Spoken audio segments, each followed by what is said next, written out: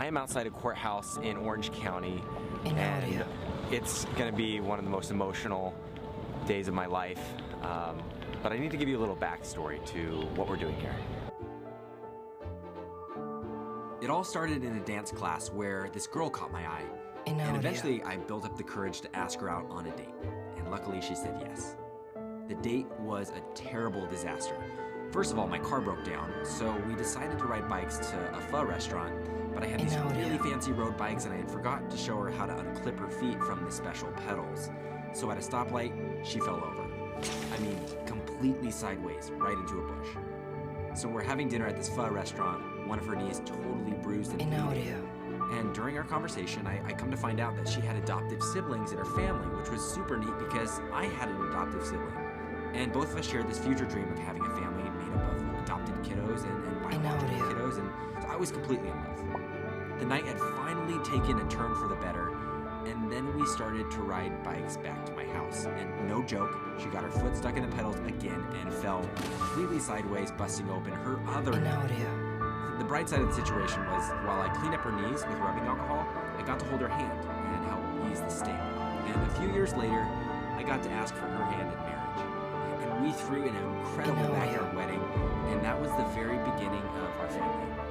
Life felt like it was speeding up so quickly. We bought a home, Rachel started pursuing a career in social work, while my own film career was taking off. I always felt like I had the easy, fun dream job, while her job was emotionally draining. She was a case manager for foster and adoptive kiddos and helped them process their stories of abuse and abandonment. I watched her every day carry the weight of these foster kiddos' pain. In the evenings, we would talk about this huge need for more foster families in LA County. Rachel and I share the same view that if there's a need and we have a resource that could help, then why not? We had an extra room in our home at the time, and it was completely empty, and we thought we could do this. It was so frustrating and heartbreaking to know that these kids didn't have anywhere to go at night. And we were ready to take on the foster system. But like big dreams tend to do, we went to the back burner for a little longer. We didn't find excuses like, someone else will do it. We don't know anything about raising kids yet. Maybe we should have a biological child first. Yeah, we do foster care. Hey, I'm Zach. And I'm Rachel. And we are applying to be on The Amazing Race. We want to have a big And this is kind of our last, big trip. This was our audition video for The Amazing Race. And to our surprise, we were accepted to be a part of the TV show. But before we left, Rachel and I made a vow to each other that when we got back, we would actually open up an empty room in our home for a foster placement. Soon after, we were racing around the world competing for $1 million on this reality TV show. I won't give you any spoilers, but I will tell you that when we got back, we stuck to our word and we went through the foster training. And the same day that we finished our certification process, we got a call for our first placement. Unlike the child's name, age, and any known backstory. I still remember the nervous feeling I had in my stomach walking down the dark alley with our empty car seat in hand, ready to meet and pick up our first kiddo. I had never changed a poopy diaper or swaddled or even fed a baby before. What had we signed up for? But the moment I saw his face, all those thoughts went out the window. He was brilliant and beautiful, and we were now a family of 3.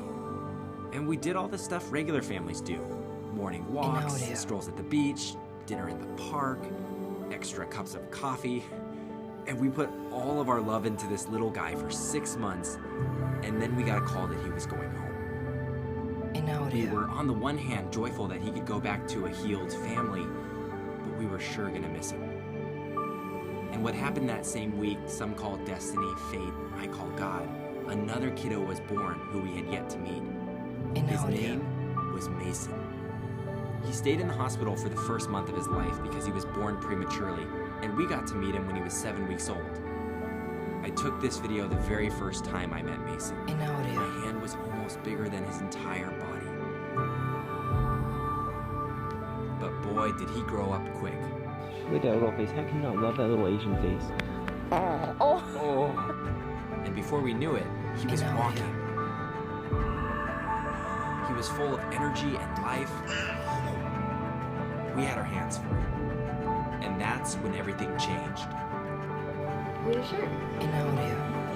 This little pumpkin is gonna be a big brother? What? I'm pregnant. What?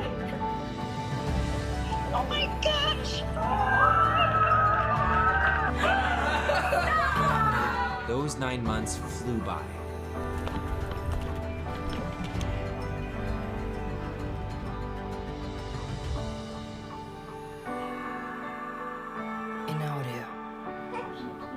This is my first time holding him. This is my biological son, Liam, who quickly bonded with his older brother.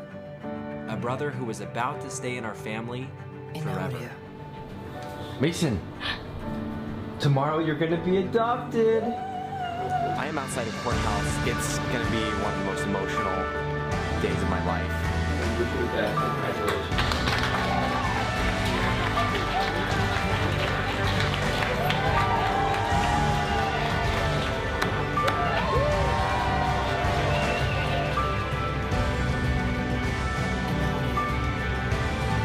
Mason is officially adopted! Family looks different for everybody in the world. I like how Mother Teresa once put it. To change the world, go home and love your family.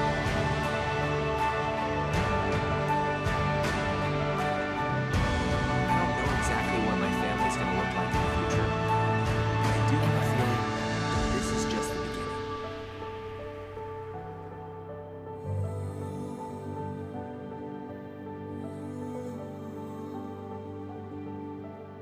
In audio.